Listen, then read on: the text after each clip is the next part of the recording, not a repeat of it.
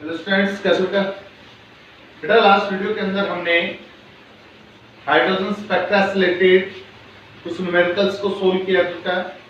इस वीडियो के अंदर हम अपने नेक्स्ट मॉडल की तरफ चलेंगे बेटा, जिसका नाम है Bohr's atomic model.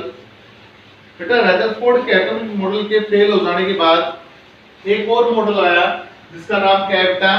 Bohr's model of atom, या इसको आप क्या बोल सकते हो बेटा? Bohr's atomic model. स्टार्ट करते बेटा बोर्स के द्वारा एटम से रिलेटेड क्या कुछ जानकारी दी गई बेटा।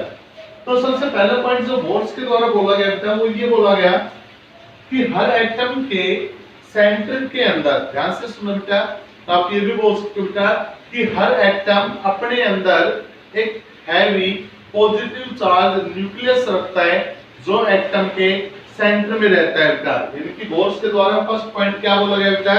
फर्स्ट पॉइंट बोला गया बेटा कि an atom consists a small heavy positively charged nucleus in its center, कि हर एटम अपने पास एक small heavy positive charge nucleus रखता है जो उसके सेंटर में रहती है बेटा। तो फर्स्ट पॉइंट में हम क्या बोल सकते हैं बेटा? पहले पॉइंट में हम बोल सकते हैं बेटा कि an atom consists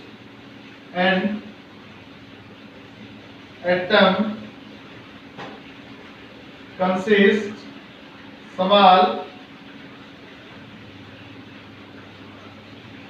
positive charge heavy nucleus in its center। First point हमने क्या बोला बेटा कि an atom consists small positively charged heavy nucleus in its center, कि हर एटम के सेंटर के अंदर, हर एटम के सेंटर के अंदर क्या होता है बेटा? एक small positive charge heavy nucleus होता है बेटा। हर एटम के सेंटर में क्या होता है बेटा?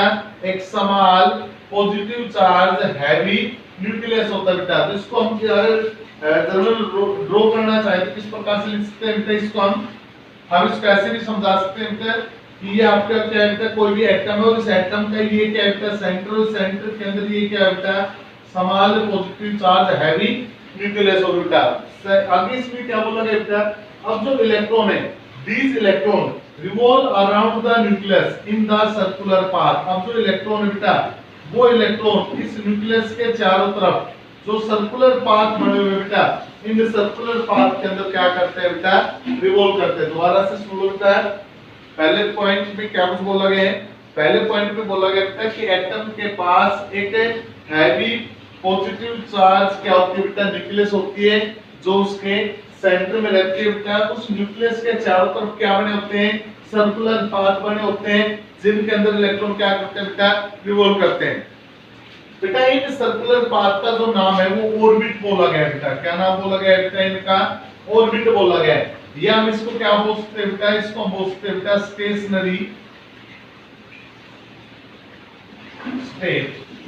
क्या बोल सकते हैं बेटा? इन्हें हम स्टेशनरी स्टेट, या फिर आप इसको क्या बोल सकते हो बेटा? ऑर्बिट बोल सकते हो। कहने को तो दो चीज निकल कर आई बेटा कि एटम है, एटम के सेंटर में क्या है? पॉजिटिव चार्ज न्यूक्लियस है, न्यूक्लियस के चारों तरफ क्या बने हुए हैं? ऑर्बिट बने हुए हैं। अब आगे सुनना बेटा, आगे हमने बोला बेटा कि ये जो आपके ऑर्बिट बने हुए बेटा, इन ऑर्बिट की जो एनर्जी होती है वो कैसे होती है? फिक्स एनर्जी होती है। यानी कि इन ऑर्बिट की अगर मैं एनर्जी की बात करूं बेटा तो इनकी जो एनर्जी होती है वो कैसी होती है बेटा? फिक्स्ड होती है। कैसी एनर्जी होती है बेटा? इनकी फिक्स्ड एनर्जी होती है बेटा। तो इसका मतलब क्या है बेटा कि इन सभी जब ऑर्बिट की एनर्जी फिक्स है तो यहाँ से जो आपका रदरफोर्ड का जो ड्रॉबैक था बेटा वो यहाँ से दूर हो रहा है। ध्यान से सुनिएगा, रदरफोर्ड की जो मॉडल के अंदर जो लिमिटेशंस थी वो लिमिटेशन इस पॉइंट के द्वारा क्या की जा रही है बेटा? दूर की जा रही है।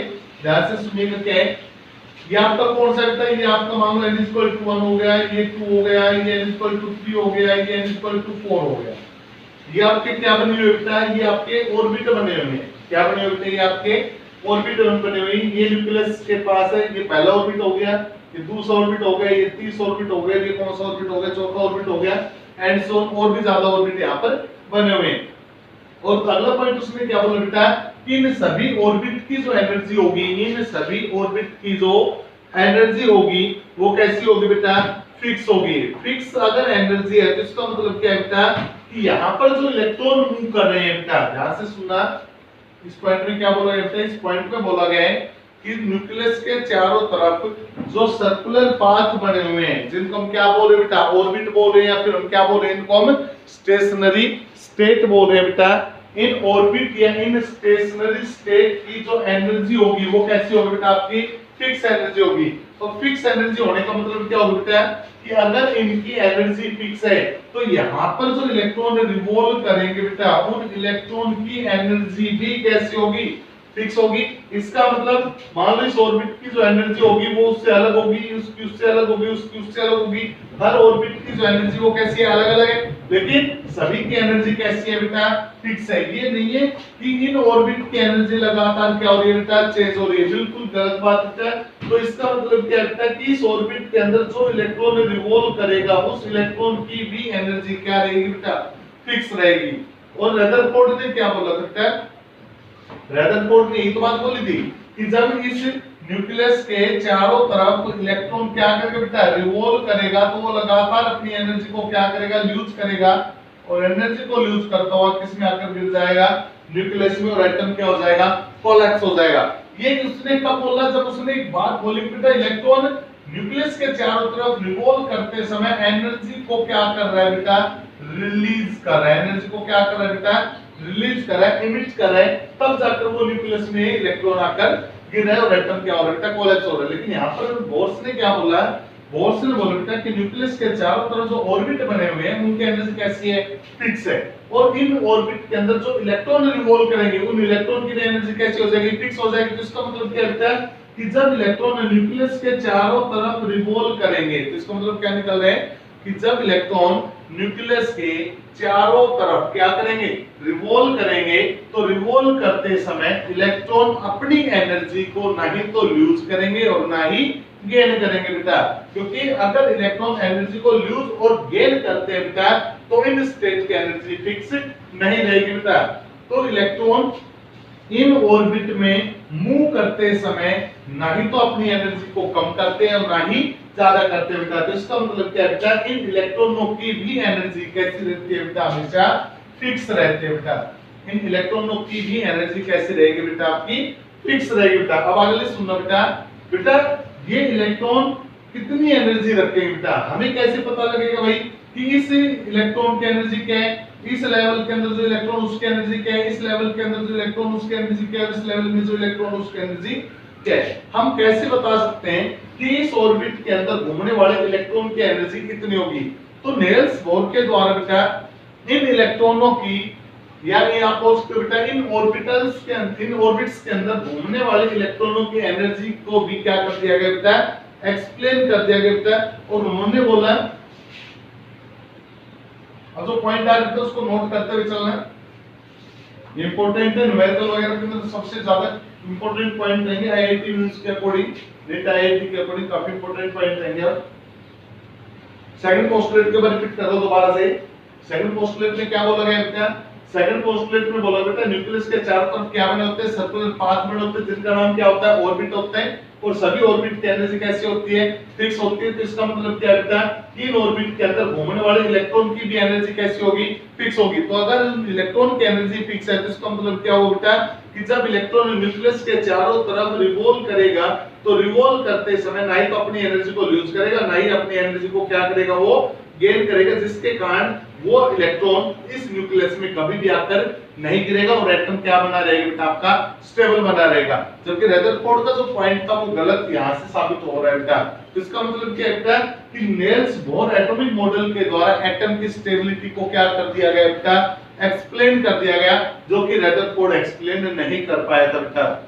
यही तो बात थी ना बेटा, कि रदरफोर्ड ने क्या बोला था कि एटम इज अनस्टेबल, एटम कैसा होता है, अनस्टेबल होता है, लेकिन एटम तो कैसा है, स्टेबल, और उसकी स्टेबिलिटी को किसने एक्सप्लेन कर दिया, नेल्स बोर ने। कैसे, उसने बोला कि जब इलेक्ट्रॉन न्यूक्लियस के चारों तरफ रिवॉल्व करेगा तो अपनी एनर्जी को ना ही तो लूज करेगा और ना ही गेन करेगा बेटा। अब बात हम करते हैं कि अगर हमें इन ऑर्बिट की एनर्जी को क्या करना है बेटा, कैलकुलेट करना है। इन सभी डिफरेंट स्टेट की एनर्जी को हमें क्या करना है बेटा, कैलकुलेट करना है। और किस एटम के लेकर बेटा, बेटा हाइड्रोजन एटम को लेकर, क्योंकि आपने कुछ समय पहले किसको पढ़ा बेटा, हाइड्रोजन स्पेक्ट्रा को पढ़े।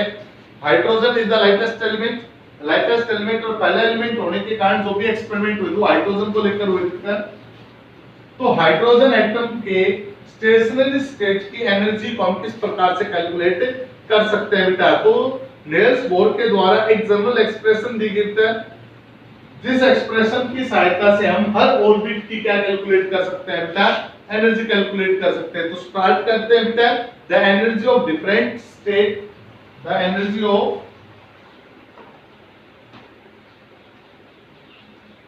Different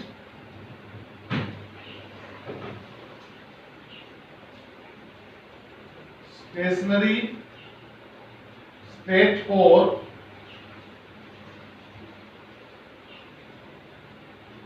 hydrogen atom is given as, the energy of different stationary state for hydrogen atom is given as, hydrogen atom की डिफरेंट एनर्जी स्टेट की जो एनर्जी है वो किस प्रकार से दी गई बेटा, वो दी गई बेटा आपकी एनर्जी इज इक्वल टू किसके बराबर हो गया एनर्जी बेटा, ये फार्मूला इंपॉर्टेंट है, नोट कर लेना, मोस्ट इंपॉर्टेंट फार्मूला रहने वाला है ये एनर्जी रहती है बेटा आपकी 2 पाई स्क्वायर माइनस में 2 pi square m e raised to power 4 upon n square h square. बेटा ये फार्मूला नोट कर लेना, सबसे ज्यादा इंपॉर्टेंट फार्मूला रहने वाला है, क्योंकि इस फार्मूले की सहायता से हम क्या कैलकुलेट कर सकते हैं बेटा, किसी भी हाइड्रोजन लाइक एटम की स्टेशनरी स्टेट की क्या कैलकुलेट कर सकते हैं बेटा, एनर्जी कैलकुलेट कर सकते हैं। देखो हम बताएंगे तो कैसे।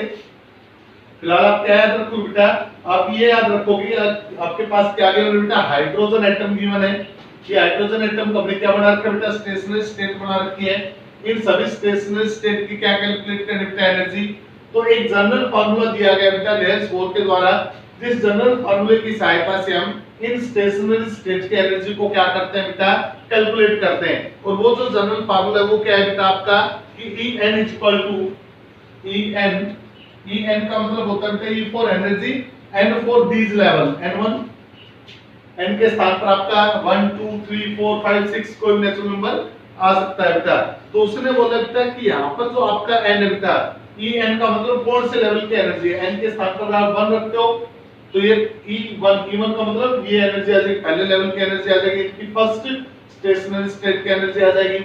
E के n के स्थान पर 2 रखते हो तो क्या बनेगा बेटा, E2 का मतलब कौन सी स्टेट की एनर्जी क्या आ जाएगी बेटा, सेकंड स्टेट की एनर्जी आ जाएगी। E3 E4 and so on लगाकर इस प्रकार से जैसे जैसे n की वैल्यू बढ़ाओगे उस लेवल की क्या आती रहेगी बेटा आपके पास एनर्जी आती रहेगी बेटा। तो जो आपका जनरल फार्मूला बना बेटा वो क्या बना आपका 2 pi square m e raised to power 4 n square और h स्क्वायर। अब एक बात सुनो बेटा, यहाँ पर जो m है, m कौन है बेटा, यहाँ पर है मास ऑफ इलेक्ट्रॉन, m कौन है बेटा, यहाँ पे मास ऑफ इलेक्ट्रॉन, e कौन है बेटा, यहाँ पर है e equal to charge of electron, charge of electron, h कौन है बेटा आपका balance quantum, balance constant, sorry h कौन है बेटा आपका बैलेंस कांस्टेंट, n कौन बेटा इंटीजर हो गया 1 2 3 4 5 6 सेल के लिए आप कैलकुलेट करना जा रहे हो, उस सेल का ये क्या हो गया बेटा आपका इंटीजर हो गया। अब आप क्या करो बेटा, इनकी वैल्यू को पुट करना स्टार्ट करो, मास की वैल्यू पुट करो, जो इलेक्ट्रॉन का जो मास होता है, मास ऑफ इलेक्ट्रॉन, इलेक्ट्रॉन का मास पुट करो, चार्ज ऑफ इलेक्ट्रॉन पुट करो, बैलेंस कांस्टेंट की वैल्यू पुट करो बेटा। इन सबको पुट करने के बाद इन सब की वैल्यू जब हम यहाँ पर पुट कर देते हैं बेटा, तो इनकी वैल्यू पुट करने के बाद जो हमारे पास आंसर आता है एनर्जी का, जो जनरल टर्म के अंदर आता है वो आता है बेटा कि En इक्वल टू माइनस का 1312 किलोजूल पर मोल अपॉन n स्क्वायर। ये क्या आ गया बेटा आपका एक जनरल फार्मूला आ गया बेटा किसका, हाइड्रोजन एटम के स्टेशनरी स्टेट की एनर्जी को कैलकुलेट करने का। दोबारा से सुन लो, हमने बात की बेटा कि how can we calculate the energy of stationary state for hydrogen atom, कि हाइड्रोजन एटम की स्टेशनरी स्टेट की एनर्जी को हम किस प्रकार से कैलकुलेट कर सकते हैं बेटा। तो हाइड्रोजन एटम की स्टेशनरी स्टेट की एनर्जी को कैलकुलेट करने के लिए एक जनरल फार्मूला दिया गया बेटा, वो क्या है बेटा आपका 2 pi square m e raise to power 4 n square h square. यहाँ पर m कौन है बेटा, यहाँ पर m मास ऑफ इलेक्ट्रॉन है, e कौन है बेटा, e का आपका चार्ज ऑफ इलेक्ट्रॉन है, h कौन है बेटा आपका वैलेंस कांस्टेंट है। जब इनकी वैल्यू को यहाँ पर पुट किया जाता है तो आपका जनरल फार्मूला क्या निकल कर आता है बेटा कि एनर्जी जो स्टेशनरी स्टेट की होगी किसके बराबर होगी बेटा, वो बराबर होगी माइनस की 1312 किलोजूल पर मोल अपॉन में n स्क्वायर। यहाँ पर जो n है वो कौन बेटा आपका 1 2 3 4 जो ये आपकी एनर्जी सेल है वो है। अब एक बात नोट कीजिए बेटा, ये जो एनर्जी है किस में रहेगी बेटा, आपकी नेगेटिव में रहेगी। नेक्स्ट वीडियो के अंदर हम डिस्कस करते हैं बेटा कि ये एनर्जी नेगेटिव में क्यों आती है। फिलहाल आप बस को याद रखो, नेक्स्ट वीडियो के अंदर इसका सब जो कांसेप्ट है कि ये एनर्जी नेगेटिव क्यों होती है, इनको क्वांटाइज क्यों कहते हैं, सब कुछ नेक्स्ट वीडियो के अंदर हम डिस्कस करेंगे। तो यहाँ पर जो अपना जो एनर्जी है, अगर मैं n के स्थान पर 1 रखता हूँ बेटा, ध्यान से देखना और समझना बेटा, अगर मैं n के स्थान पर 1 रखता हूँ बेटा, 1 रखने का मतलब क्या है, पहले एनर्जी लेवल की मैं बात कर रहा हूँ, यानी कि मैं पहले एनर्जी लेवल की बात कर रहा हूँ, पहले स्टेशनरी स्टेट की बात कर रहा हूँ बेटा, या मैं बात करता हूँ बेटा पहले ऑर्बिट की बात कर रहा हूँ। तो अगर मैं n के स्थान पर 1 रखता हूँ यहाँ पे, तो n के स्थान पर 1 रखते ही आपकी जो एनर्जी आएगी वो क्या आएगी बेटा, निकाल कर देखना। अगर मैं n के स्थान पर 1 रखता हूँ यहाँ पे, तो आपकी E1 क्या निकल कर आती है बेटा, देखना E1 is equal to minus की 1312 किलोजूल पर मोल। अगर मैं 2 रखता हूं तो E2 क्या बन जाएगी बेटा, आपकी E2 बन जाएगी बेटा आपकी 2 से इसको डिवाइड करता हूं बेटा, तो ये कितना आएगा बेटा माइनस का 6, इसको 2 से डिवाइड कर रहे हैं बेटा 5 6 किलोजूल पर मोल, ये आएगा बेटा क्लियर। अगर मैं n के स्थान पर क्या रखता हूं, 3 रखता हूं यहाँ पे, तो n के स्थान पर जब मैं 3 रखता हूं बेटा, तो 3 रखने पर वैल्यू क्या आएगी बेटा, कैलकुलेट करना, वैल्यू क्या आती है माइनस 3 से डिवाइड करो बेटा, 1312 को 3 से डिवाइड करें हम 4 3 3 जा 9 22 3 7 जा 3 3 जा, ये आती बेटा 437.3 किलोजूल। अब क्या नोट करो बेटा, आप नोट करो कि जैसे जैसे आप n की वैल्यू बढ़ा रहे हो, जैसे जैसे किसकी वैल्यू बढ़ा रहे हो बेटा, आप n की वैल्यू बढ़ा रहे हो, या आप सोच सकते हो बेटा n की वैल्यू बढ़ने का मतलब आप न्यूक्लियस से क्या होते जा रहे हो बेटा, दूर होते जा रहे हो। n की वैल्यू बढ़ने का मतलब क्या हो बेटा, आप न्यूक्लियस से क्या होते जा रहे हो बेटा, दूर होते जा रहे हो। जैसे n 1 न्यूक्लियस के नजदीक है बेटा, n 2 न्यूक्लियस से दूर है बेटा, n 3 न्यूक्लियस से और दूर हो गया, n 4 और ज्यादा दूर हो गया। तो जैसे जैसे n की वैल्यू बढ़ रही है तो हम क्या बोलते हैं बेटा कि आप न्यूक्लियस से दूर हटते जा रहे हो बेटा। तो जैसे जैसे आप न्यूक्लियस से दूर हट रहे हो बेटा, तो आप क्या नोट कर रहे हो बेटा कि इन ऑर्बिट की जो एनर्जी है वो भी लगातार क्या होती जा रही है बेटा, इंक्रीज होती जा रही है बेटा। इन ऑर्बिट की एनर्जी भी क्या होती जा रही है बेटा, इंक्रीज होती जा रही है। यहाँ पर एनर्जी कितनी है बेटा, माइनस की 1312, माइनस के अंदर सबको पता है बेटा जो सिस्टम होता है वो रिवर्स हो जाता है। यहाँ पर एनर्जी कितनी बेटा, माइनस की 1312, यहाँ पर कितने बेटा माइनस की 656, यहाँ पर कितने बेटा माइनस की 437.3, और आगे बढ़ोगे तो और ज्यादा कम होती चली जाएगी। तो आप क्या बोल सकते हो बेटा कि जैसे जैसे आप न्यूक्लियस से दूर होते चले जाओगे वैसे वैसे इन एनर्जी स्टेट की जो एनर्जी है वो भी कैसे होती चली जाएगी बेटा, इंक्रीज होती चली जाएगी। तो इसका मतलब क्या होगा बेटा कि फर्स्ट स्टेट की एनर्जी कम होगी किसकी बजाय, सेकंड स्टेट की बजाय, सेकंड की कम होगी किससे, थर्ड की बजाय, और थर्ड की कम होगी किसकी बजाय बेटा, फोर्थ की बजाय, एंड सो ऑन, लगातार ये आपका प्रोसेस क्या होता रहेगा बेटा, चलता रहेगा बेटा। तो इसका मतलब क्या होगा बेटा कि सबसे कम एनर्जी आपकी कौन से लेवल की है, पहले लेवल की है। तो जो आपका जो पहला लेवल है बेटा जिसकी एनर्जी सबसे कम है, तो मैं पहले लेवल को क्या बोलूंगा बेटा, लोवेस्ट एनर्जी स्टेट। क्या बोलूंगा बेटा मैं इसे, लोवेस्ट एनर्जी स्टेट। और बेटा लोवेस्ट एनर्जी स्टेट को हमने एक नाम दिया था बेटा जिसका नाम क्या था, ग्राउंड स्टेट। क्या था बेटा आपका, ग्राउंड स्टेट। बात समझ में आ रही है नहीं आ रही है?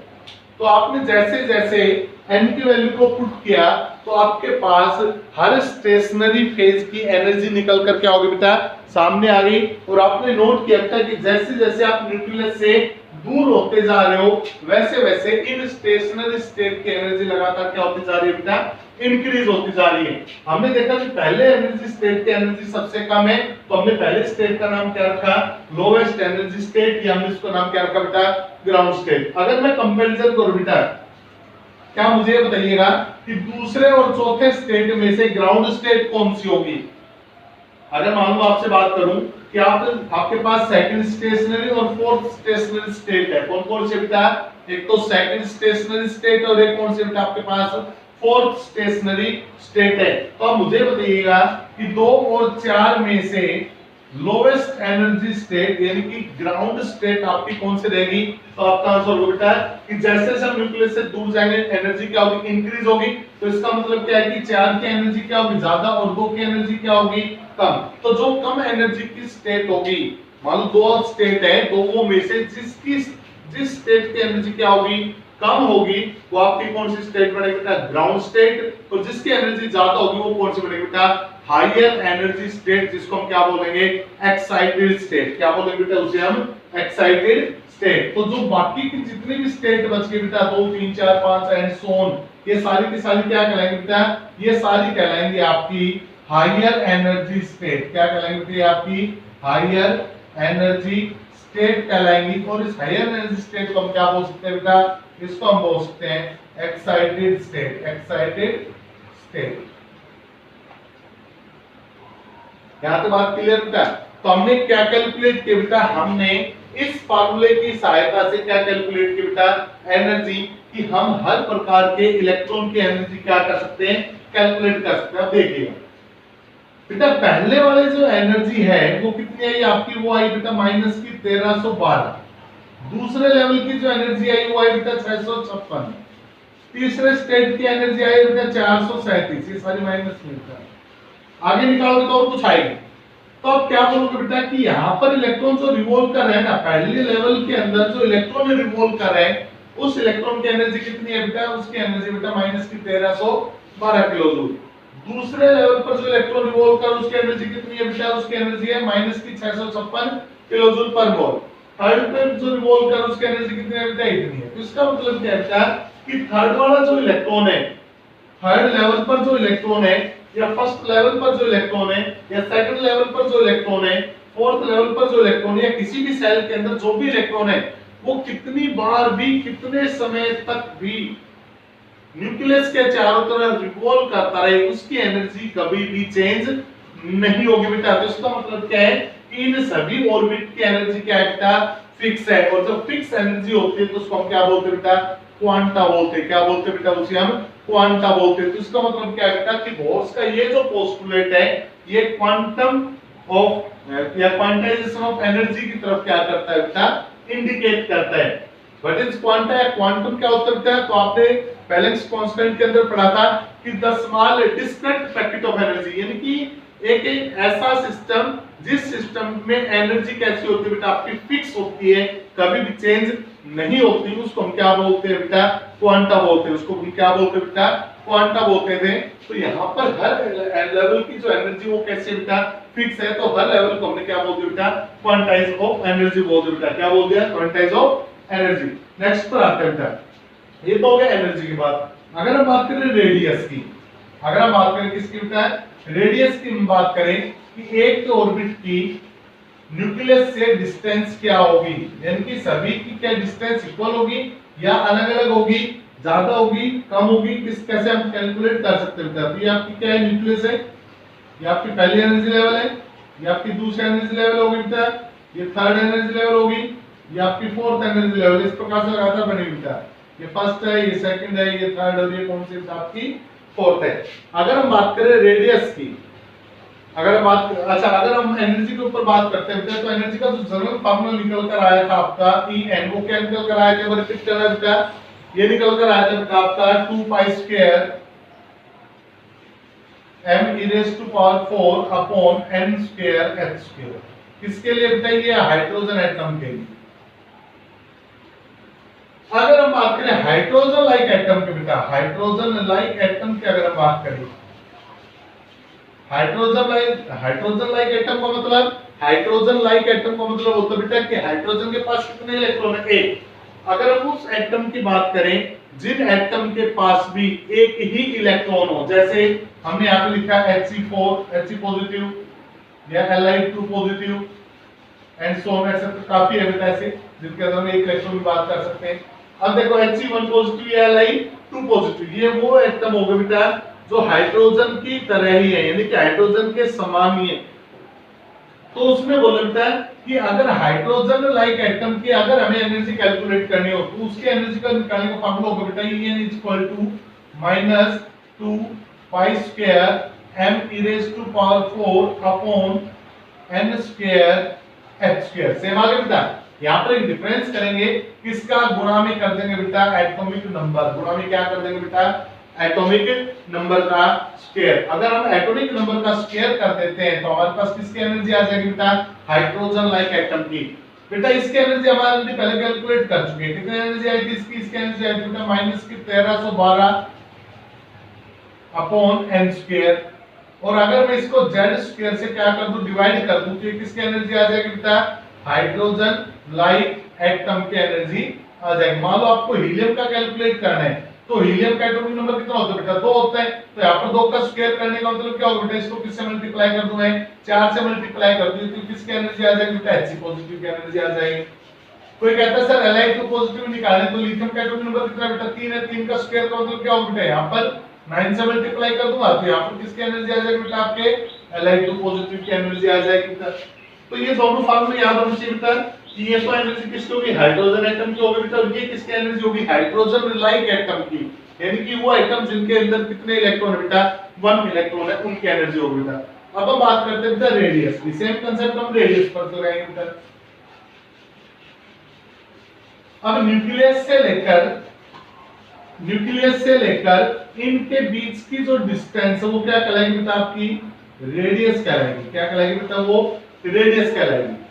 तो नेल्स बोर के द्वारा पहले एनर्जी स्टेट थी, क्योंकि हाइड्रोजन में कितने इलेक्ट्रॉन बेटा 1 इलेक्ट्रॉन होता है, तो 1 इलेक्ट्रॉन होता है तो यहाँ पर प्रेजेंट होगा वो, क्लियर है।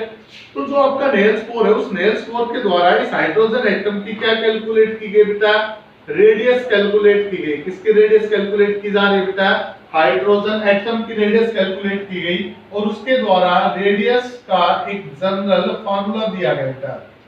रेडियस का क्या दे दिया गया बेटा एक जनरल फार्मूला बना दिया गया। क्या बना दिया गया बेटा उसने बोला Rn, R का मतलब रेडियस, n का मतलब कौन सी स्टेट की हम बात करें बेटा पहले स्टेट दूसरी स्टेट तीसरी स्टेट कौन सी स्टेट आपकी है उसके ऊपर हम डिस्कस कर रहे हैं बेटा। तो उसने बोला बेटा कि ये बराबर होगा Rn बराबर होगा बेटा आपका a0 इनटू में n का स्क्वायर।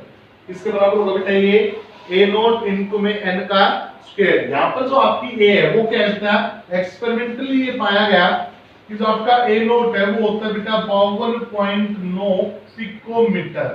a कौन है बेटा आपका 52.9 picometre. it is the radius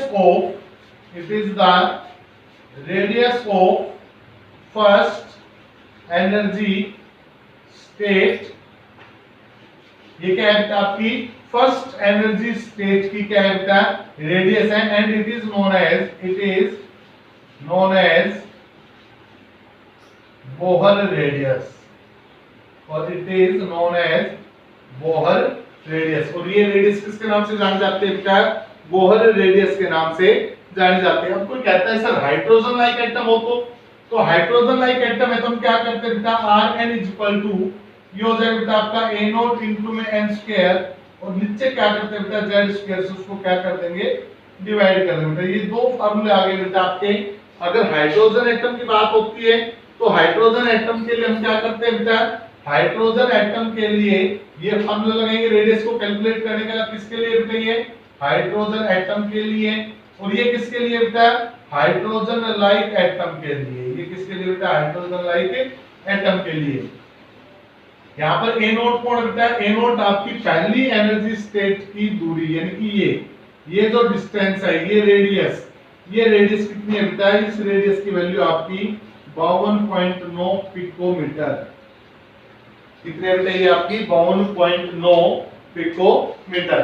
तो ये थी बेटा हाइड्रोजन एटम की रेडियस, ये हो बेटा हाइड्रोजन लाइक एटम की रेडियस। इसी प्रकार से हमने हाइड्रोजन एटम की एनर्जी और हाइड्रोजन लाइक एटम की एनर्जी के ऊपर क्या किया बेटा डिस्कस किया। ये तब आपका सेकंड पोस्टुलेट। पहला पोस्टुलेट न्यूक्लियस होती है, सेकंड पोस्टुलेट न्यूक्लियस के चारों तरफ सर्कुलर पाथ होते हैं, हर सर्कुलर पाथ की एनर्जी क्या है बेटा फिक्स है और एनर्जी के साथ साथ हमने क्या पढ़ा बेटा उसकी रेडियस भी कैसी होती है बेटा फिक्स होती है। थर्ड पॉइंट की तरफ चलते हैं बेटा। थर्ड पोस्टुलेट में बोला गया बेटा कि जो आपका इलेक्ट्रॉन है वो इलेक्ट्रॉन इन न्यूक्लियस पे लगा, इस ऑर्बिट में लगातार क्या करता रहता है, रिवॉल्व करता रहता है, ना ही एनर्जी को लूज करता, ना ही एनर्जी को क्या करता है, गेन करता है। तो इसका मतलब इन इलेक्ट्रॉनों की एनर्जी क्या होगी बेटा, फिक्स होगी। और जब इन इलेक्ट्रॉनों की एनर्जी फिक्स हो गई तो इसका मतलब क्या है बेटा कि ये जो इलेक्ट्रॉन है दे आर द क्वांटाइज। ये इलेक्ट्रॉन कैसे होंगे बेटा आपके क्वांटाइज। क्वांटाइज का मतलब पहले मैं बता चुका हूं बेटा कि जिनकी एनर्जी फिक्स होती है उनको हम क्या बोलते हैं, क्वांटाइज बोलते हैं। तो इसका मतलब क्या है बेटा, ये जो आपका पोस्टुलेट है, this postulate indicate the energy of quantize. Quantize energy को क्या करता है, इंडिकेट करता है बेटा। अगर हम बात करें नेक्स्ट पॉइंट की, नेक्स्ट पॉइंट में क्या बोल रहे बेटा, नेक्स्ट पोस्टुलेट के अंदर कि आपका जब इलेक्ट्रॉन न्यूक्लियस के चारों तरफ सर्कुलर पाथ के अंदर रिवॉल्व कर रहा है, ये आपकी न्यूक्लियस है, ये आपका ऑर्बिट है, इस ऑर्बिट में इलेक्ट्रॉन रिवॉल्व कर रहे हैं, इसका मास m है, वेलोसिटी v है और ये रेडियस कितनी है बेटा आपकी r है। तो यहां से क्या होगा बेटा, एंगुलर मोमेंटम निकल कर आएगा। क्या निकल कर आएगा, एंगुलर मोमेंटम निकल कर आएगा बेटा। तो उसने बोला कि आपके पास ये अलग-अलग प्रकार के ऑर्बिट बने हुए हैं बेटा, ये अलग-अलग प्रकार के क्या बने हुए हैं, आपके ऑर्बिट बने हुए हैं। जरूरी नहीं है कि हर ऑर्बिट में क्या रिवॉल्व करता मिले आपको, इलेक्ट्रॉन रिवॉल्व करता मिले, ये बात जरूरी नहीं है बेटा। तो उसने बोला कि उन्हीं ऑर्बिट के अंदर, या बोल सकते बेटा only those orbit are permitted, केवल उन्हीं ऑर्बिट की उन्हीं ऑर्बिट को परमिटेड होगी इलेक्ट्रॉन को रिवॉल्व करने की जिन ऑर्बिट का एंगुलर मोमेंटम यानी कि mvr एंगुलर मोमेंटम, m कौन बेटा मास ऑफ इलेक्ट्रॉन, v कौन बेटा वेलोसिटी ऑफ इलेक्ट्रॉन और r कौन बेटा radius from the nucleus. Nucleus से रेडियस कितने बेटा, उसने बोला only those orbit are permitted, केवल उन्हीं ऑर्बिट के बनने की परमिशन होगी whose angular momentum is the integral multiple of nh upon 2 pi। केवल उन्हीं ऑर्बिट के बनने की क्या होगी बेटा, परमिशन होगी जिन ऑर्बिट का एंगुलर मोमेंटम h अपॉन 2 पाई का क्या होगा बेटा, इंटीग्रल मल्टीपल होगा। क्या होगा बेटा, इंटीग्रल मल्टीपल होगा। जैसे एग्जांपल की बात करो बेटा कि आपके पास क्या है, न्यूक्लियस है, न्यूक्लियस के चारों तरफ क्या बने हैं, ऑर्बिटल बने होते हैं। ये आपके ऑर्बिट बने, ऑर्बिटल का ऑर्बिट, ये न्यूक्लियस होगी, ये ऑर्बिट हो गई जिसको आप स्टेशनरी फेज बोल रहे हो। तो उसने बोला कि जरूरी नहीं कि सभी ऑर्बिट के अंदर क्या घूमते मिले आपको, इलेक्ट्रॉन घूमते मिले। उन्हीं ऑर्बिट में इलेक्ट्रॉन घूमते मिलेंगे जिन ऑर्बिट का एंगुलर मोमेंटम, जिन ऑर्बिट का एंगुलर मोमेंटम किसके बराबर होगा, nh अपॉन 2 पाई के बराबर होगा। बेटा h कौन है, बैलेंस कांस्टेंट, इसकी वैल्यू पुट करो तो यहां पर क्या आएगी बेटा, इसकी कोई ना कोई फिक्स्ड वैल्यू निकल कर आएगी। इसकी भी क्या निकल कर आएगी बेटा, कोई फिक्स्ड वैल्यू निकल कर आएगी। जैसे मैं पहले ऑर्बिट की बात करता हूं तो n के स्थान पर 1 रख दो, दूसरे ऑर्बिट की बात करता हूं तो n के स्थान पर 2 रख दो, तीसरे ऑर्बिट की बात करता हूं तो n के स्थान पर 3 रख दो। अगर इनकी वैल्यू कैसी आती है बेटा, इंटीग्रल मल्टीपल आती है तो हम बोल देंगे कि ये ऑर्बिट बनेगा, अदरवाइज वो ऑर्बिट नहीं बनेगा, अदरवाइज वो ऑर्बिट नहीं बनेगा बेटा। तो थर्ड पॉइंट में इसने बोला गया बेटा only those orbit are permitted whose angular momentum is integral multiple of h upon 2 pi. केवल उन्हीं ऑर्बिट के बनने की संभावना। अब आगे कोई ऑर्बिट बनेगा या नहीं बनेगा ये बताओ मुझे, हमें कैसे पता, ये तो नहीं अपनी मर्जी है कि हम यहाँ पर 100 ऑर्बिट बनाते हैं।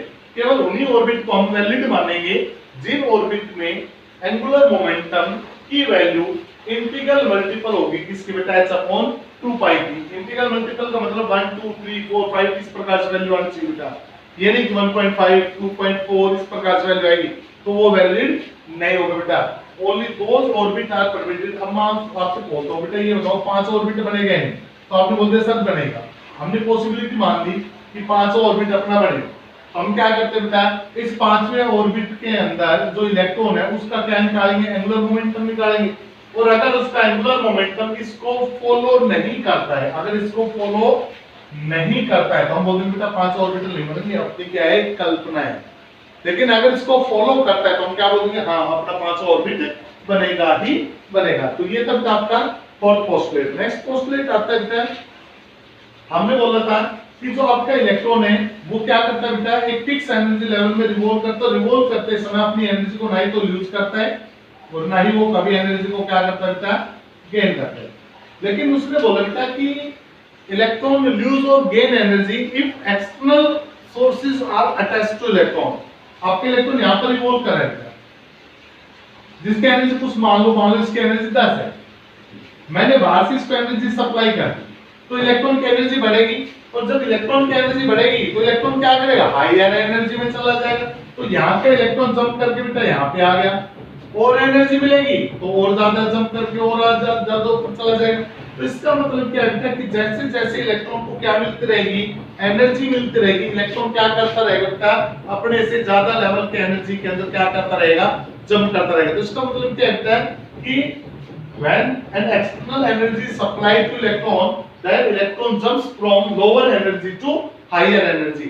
कि जब इलेक्ट्रॉन को क्या की जाती है, बाहर से एनर्जी सप्लाई की जाती है, तो इलेक्ट्रॉन क्या करता है, एक लेवल को छोड़कर क्या करता है बेटा, दूसरे लेवल के अंदर जंप कर जाता है बेटा। अब कितनी एनर्जी हमने सप्लाई की, तो मान लो बेटा ये आपका पहला एनर्जी लेवल है, दूसरा है, तीसरा है, आपका इलेक्ट्रॉन कहां पे चला गया, एनर्जी लेकर तीसरे लेवल पे चला गया। तो हमने कितनी एनर्जी दी बेटा, तो हम क्या करते हैं बेटा, थर्ड लेवल की एनर्जी कैलकुलेट करेंगे, और उसमें से हम क्या करेंगे बेटा, फर्स्ट लेवल की एनर्जी को सब्ट्रैक्ट कर देंगे, क्योंकि ये कौन सी बेटा आपकी ग्राउंड स्टेट है, ये कौन सी है, एक्साइटेड स्टेट, और एक्साइटेड स्टेट की एनर्जी क्या होती है, ज्यादा होती है, ग्राउंड स्टेट की एनर्जी कम है, तो ज्यादा में से किसको घटा देंगे, कम को घटा देंगे, तो क्या आ जाएगा बेटा, यहाँ पर आपका एनर्जी चेंज आ जाएगा बेटा, क्या आ जाएगा बेटा, आपका यहाँ पर एनर्जी चेंज आ जाएगा, और उस एनर्जी चेंज के बदौलत हम बता देंगे कि इस इलेक्ट्रॉन को कितनी एनर्जी मिली है। तो ये तक आपका लास्ट और फाइनल पोस्टुलेट है। तो इस प्रकार से हमने किसके ऊपर डिस्कस किया बेटा, बोर्स एटॉमिक मॉडल पे। बेटा नेक्स्ट वीडियो के अंदर हम डिस्कस करेंगे बोर्स एटॉमिक मॉडल की जो सक्सेसफुलनेस है उसको लेकर, यानी कि what is the advantage of Bohr's atomic model की, बोर्स एटॉमिक मॉडल की क्या कुछ एडवांटेज फ्यूचर में निकल कर आए बेटा। तो इस वीडियो को देखने के लिए थैंक यू।